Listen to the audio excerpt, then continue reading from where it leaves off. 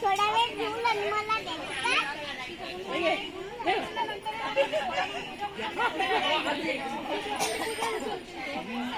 आरती करून द्या.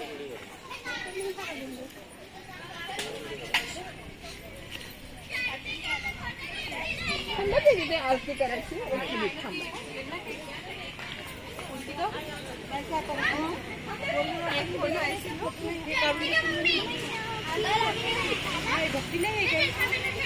भक्ती गेली वाटते.